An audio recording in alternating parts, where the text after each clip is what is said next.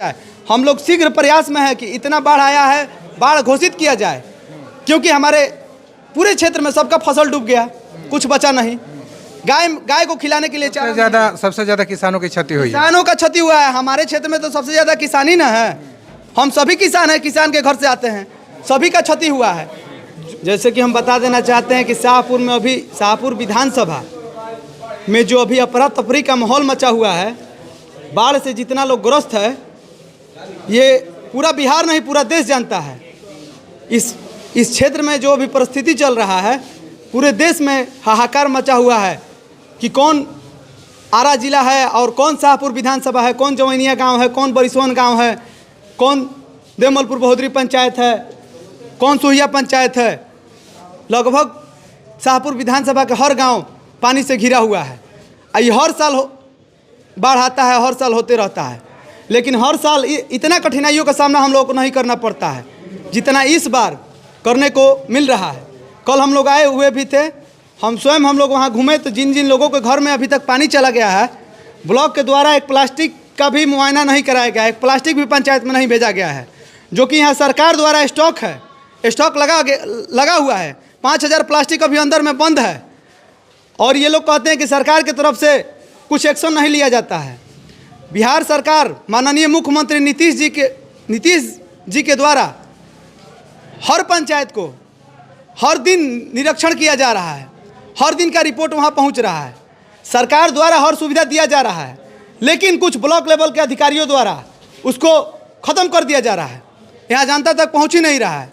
तो आप ही की सरकार है, आप सरकार में हैं, प्रदेश महासचिव है।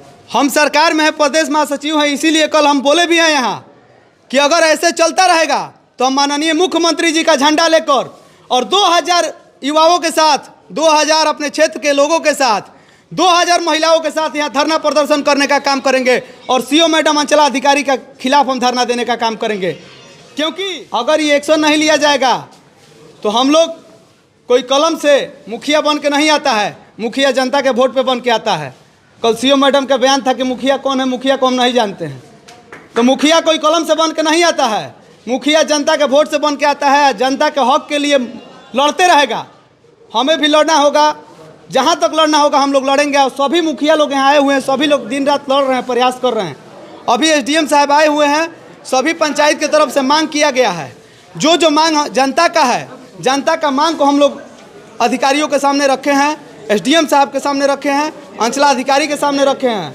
अगर मांग को पूरा नहीं किया जाता है तो यहाँ उग्र अंचलाधिकारी के खिलाफ प्रदर्शन होगा, सरकार के खिलाफ प्रदर्शन नहीं होगा। देखा जाए, यहाँ रोकूंगा, देखा जाए जो है कि विधायक है राहुल तिवारी, उनका भी फोन नहीं उठाएगा अंचलाधिकारी के द्वारा। विधायक जी का फोन नहीं उठाती है अंचलाधिकारी, तो विधायक जी तो विधायक हैं, उनका तो फोन करेंगे तो डीएम साहब उठाएंगे। जो कह रहे हैं कि विधायक जी का फ़ोन नहीं उठाती हैं, वो लोग विधायक जी को बेइज्जत कर रहे हैं कि आम सभा में आके कहते हैं कि विधायक जी का फोन, एक सीओ विधायक जी का फ़ोन नहीं उठाएंगे, वो लोग विधायक जी को जानकर बेइज्जत करना चाह रहे हैं। अभी देखे होंगे सोशल मीडिया बयान आया था, वो गलत बयान दे रहे हैं, विधायक जी को बेइज्जत करने के लिए वो लोग दे रहे हैं। समझिए, विधायक हैं हमारे यहाँ, क्या वो सीओ फ़ोन नहीं उठाएंगी? वो विधायक जी को बेइज्जत करना चाहते हैं जो बयान दिए हैं। आखिर क्यों, क्या कारण? कुछ ऐसे भी कार्यकर्ता है, वो उनके ही कार्यकर्ता है, लेकिन उनको समझ में नहीं आ रहा है। आरजेडी के ही कार्यकर्ता है जो स्थानीय विधायक को भी बदनाम करने का काम कर रहे हैं। विधायक का फोन सीओ नहीं उठाएगी। हम लोग एक पार्टी के प्रदेश महासचिव हैं, हम लोग एक बार कॉल करते हैं, बताइए डीएम साहब को भी कॉल करेंगे, एसडीओ साहब को करेंगे, ये लोग स्वयं उठाते हैं। डीएम साहब जो है खुद पैनी नज़र बनाए हुए देख रहे हैं कि कहाँ बड़हरा विधानसभा हुआ, शाहपुर विधानसभा हुआ, कहाँ पे आपदा है वहाँ पे तमाम जो चीज़ है वो मुहैया करा रहे हैं। यहाँ तक कि जो पशु का चारा है वो भी वहाँ पे मुहैया करा रहे हैं। तो यहाँ पे क्यों ऐसी शिकायत आ रही है? देखिए, डीएम साहब और एसडीएम साहब को हम बहुत दिनों से देख रहे हैं। इन लोगों पे हम कुछ विशेष बयानबाजी नहीं करेंगे, क्योंकि ये लोग अपने पद से भी ज़्यादा काम करते हैं, क्षेत्र में हमको एक्टिव दिखते हैं। सीओ मैडम अभी थोड़ा नए आई हैं, प्रभार में है, इनको समझ में नहीं आता है कि किसको क्या बोलना है। इनके खिलाफ हमारा आवाज़ कल उठा था। अगर इनके द्वारा एक्शन नहीं लिया जाता है तत्काल बाढ़ में, तो इन पे हम लोग सरकार द्वारा एक्शन लेने का काम। घर घर में पानी घुसा हुआ था। हम और पिताजी हम लोग लगातार कल पूरे गांव को घूम के आके आए और प्लास्टिक देने के लिए यहाँ बात किए थे, यहाँ से कुछ उपलब्ध नहीं कराया। लोग जुटे हुए थे, आज अभी बात हुआ है, एसडीएम साहब भी आए हुए हैं। उन्होंने आश्वासन दिया है कि डीएम साहब से मांग किया गया है, आएगा तब सबको एक साथ में दिया जाएगा। उनके लिए कुछ और मुखिया जी लोग जैसे बोल रहे थे कि कंपनी को नहीं देकर उसी लोकल लोग को दिया जाए, यही बात हुई। कह रहे हैं कि अब हम लोग देख रहे हैं, तो प्रशासनिक अधिकारी हैं, लोग देखेंगे जो करेंगे। हम लोग सरकार के साथ हैं, सरकार के हर योजनाओं को हम जानते हैं और धरातल तक नहीं पहुंचेगा तो इसमें कौन जिम्मेवार है, इस पर जांच बैठाया जाएगा, गहन रूप से जांच किया जाएगा। और हम बोलते नहीं हैं, हम करते भी हैं। हम लोग यूनिवर्सिटी से भी धरना देना जानते हैं। सरकार में है तो सरकार की हर योजनाओं को जनता तक पहुँचे, नहीं पहुँचेगा तो बीच में किसी भी अधिकारी का मनमानी नहीं चलेगा। जो सरकार का योजना है, जो बाढ़ में राशि आता है, उसे जनता तक पहुंचाया जाए। हम लोग शीघ्र प्रयास में है कि इतना बाढ़ आया है, बाढ़ घोषित किया जाए, क्योंकि हमारे पूरे क्षेत्र में सबका फसल डूब गया, कुछ बचा नहीं।